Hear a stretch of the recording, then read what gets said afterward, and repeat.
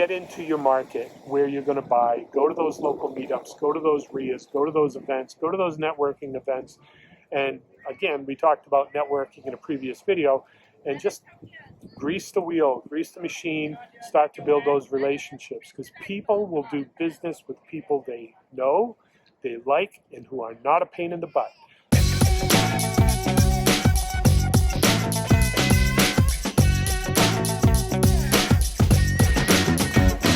What's up, all my real estate peeps? This is Brian Luce here with another golden nugget from the Why Not Real Estate podcast. Today, we're going to take a look at how do you find a Rockstar realtor or broker. Okay, so first let's define these a little bit. If you're dealing with a realtor, you're probably doing the smaller properties, maybe 2, 3, 4, 6, 8 unit properties. That's fine. If that's your niche, that's fine.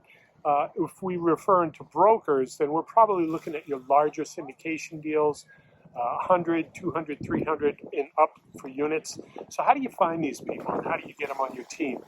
Well, for the realtors, probably the best thing to do is start scrubbing the MLS. And what you're doing is you're looking for the recently sold. And what you want to do is you want to find that name that keeps coming up again, keeps coming up again, keeps coming up again. When you find 2 or 3 of these realtors off the MLS that you want to deal with, then you want to research the properties that they've been selling. And if that's the type of property you want to buy, then when you contact that realtor, you have something to talk about. You say, hey, I saw your property on Smith Street. I saw your property on Jones Street. I saw your property on Robert Street. That's exactly what I'm looking for. I'm a buyer. Here's my criteria. Here's my buy box. And just start the conversation, start the relationship. I mentioned buy box. You absolutely have to know your buy box. What is it that you're looking for? What are your returns?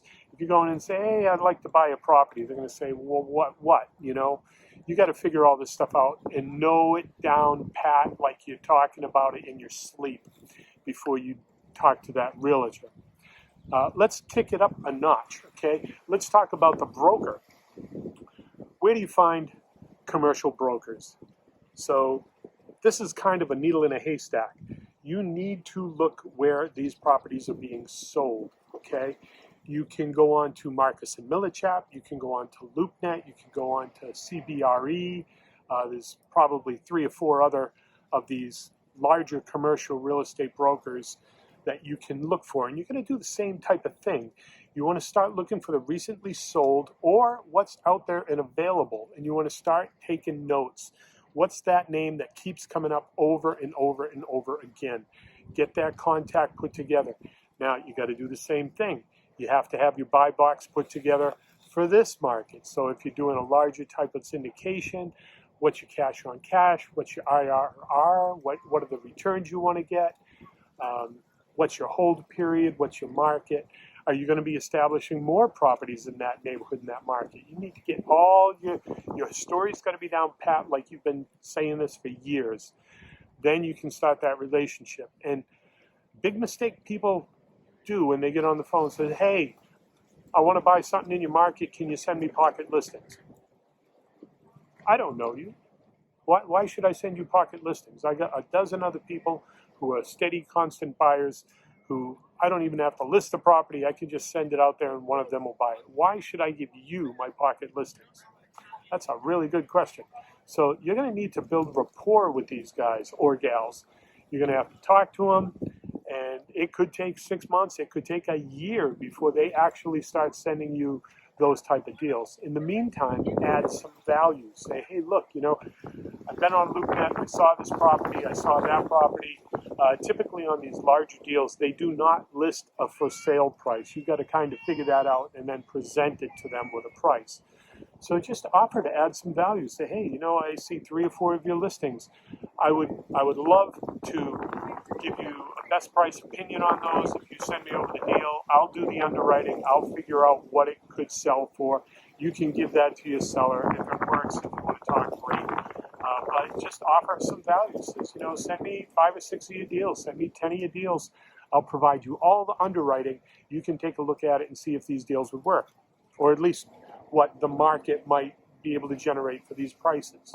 Okay, so just to recap, you can get onto the MLS, find your realtors, your smaller, well, I say smaller, in scale. Whatever your niche is whatever your niche is. You could do duplexes. I don't care. But you want to find the right match. Find the broker, find the realtor that is moving those types of deals. Someone who understands investing, someone who understands real estate as investing. Probably not want to give it to your cousin who just started last week doing brokerage or realtor.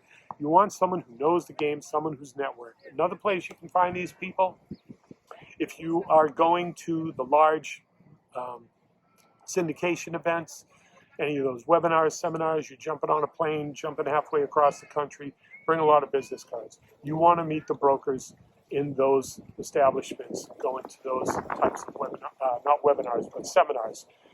There's probably hundreds of people in the room. You want to single out 3 or 4 of these people and build that connection. So much faster and so much easier there if you meet them face to face. Got a little bit of a wind here. If you meet them face to face and actually start to talk to them, we spoke about networking in another golden nugget. But you want to, if you can meet them face to face, the family office that happens down in Miami. There's some really good boot camps out there that you can go to, finding private money. You'll find the brokers there and all that. And then the same thing goes for the realtor side of it. Get into your market where you're going to buy. Go to those local meetups. Go to those RIAs. Go to those events. Go to those networking events. And again, we talked about networking in a previous video. And just grease the wheel, grease the machine, start to build those relationships. Because people will do business with people they know, they like, and who are not a pain in the butt. So don't be a pain in the butt. Try to add value to that conversation and build that relationship. Once you build a relationship, then the deal flow will start to come. And remember, you're not going to probably find the first deal that is a winner. You may have to kiss about 100 frogs before you find yourself a prince. So, how do you find Rockstar Realtors and Brokers? That's a pretty good start. So if you start there, it'll get better. But you got to build a relationship. Absolutely know your buy box. I don't care if you're doing syndication or the smaller deals. You got to have that down. And then just be ready to have those conversations. Be on your feet. Be thinking. Make eye contact. Don't shark the room. And deals will flow. Eventually, you're going to find one that's going to work for you. Then on the other side of it, when you sell, give it back to the broker. That'll really help cement that relationship, and you will be on their inner circle when they get these pocket listings. And then your deal flow will really start to pick up. So I hope that's going to help you find your Rockstar Realtor or Broker. This is Brian from the Why Not Real Estate Golden Nugget Podcast, signing off. See you on the next one.